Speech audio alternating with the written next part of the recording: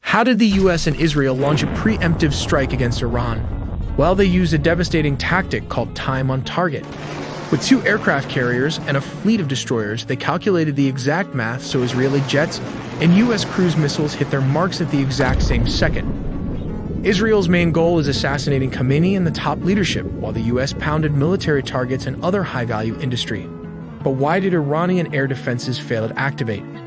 Because the US fights with a different kind of technology using electronic warfare from space, sea, and air. They completely blinded the Iranian radar just as destroyers launched a swarm of cruise missiles to wipe out the anti-air systems. But wait, the war is still not over. Iran still has thousands of ballistic missiles and drones, so they hit American and Middle East allied bases, and right now, almost everyone is an open target. On February 28, 2026, the United States and Israel launched a major coordinated military offensive against Iran. Israeli officials have called their offensive Operation Roar the Lion, while the US operation has been referred to as Operation Epic Fury. The message behind the Israel and US strike was clear. This wasn't just a show of force. This was a targeted move to assassinate the supreme leader of Iran. As stated, this wasn't just a random military strike. The ultimate target was the supreme leader's own compound. Missiles dialed in on highly sensitive areas. We're talking specifically around University Street, the Jamhuri district, and near Pasteur Street. If you know the layout of Tehran, you know exactly what this means. This zone isn't just another neighborhood. It is the absolute nerve center of the Iranian government. It houses the primary, day-to-day offices of Ayatollah Ali Khamenei. But here's the catch. The IDF says they got him. An Iranian military says Khomeini was not inside his offices when the missiles actually made an impact. The strike may have leveled the compound, but the target slipped away.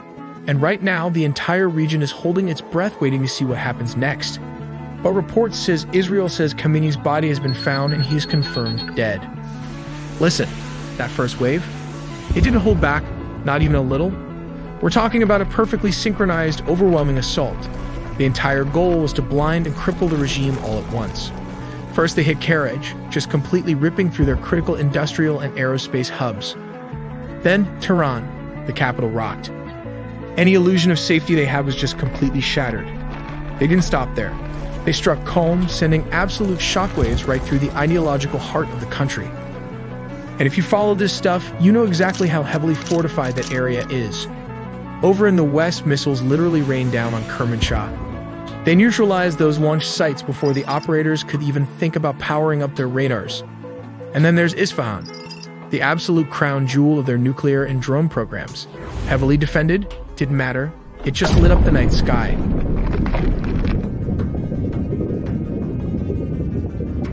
But how did the US and Israel actually pull off a preemptive strike on Iran? First of all, look at this map. To make this happen, they didn't just rely on local land bases. They brought 2 massive floating cities right to Iran's doorstep. Down in the Arabian Sea, you've got the USS Abraham Lincoln carrier strike group bearing down on the south and east. And over in the eastern Mediterranean, the biggest, newest ship, USS Gerald R forward.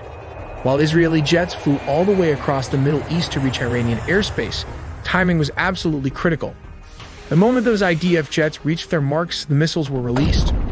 And that brings us to the most terrifying, complicated part of this entire operation, the synchronization. Military planners rely on a tactic called time on target. Look at this map. You have missiles firing from submarines, cruise missiles launching from escort ships, and massive payload drops from stealth bombers. They are all deploying from completely different locations at entirely different times. But here is the genius of it.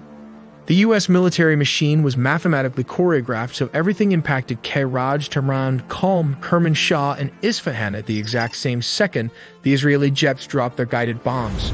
It was designed to be a total systemic shock and explodes at the same time. A move to collapse the regime instantly. When those munitions finally hit, it was pure shock and awe. But why did the Iranian air defenses fail to activate? Well, to put it simply, the US military operates in a completely different league. Using a highly advanced mix of electronic warfare and cyber operations, coordinated from space to the ground, the coalition was able to inject false data directly into Iranian radar screens. Top-tier Iranian air defense systems, like their homegrown Baver and their Russian-supplied batteries, were absolutely overwhelmed by this electronic assault. But to actually hunt them down, the US set a brilliant trap. They launched hundreds of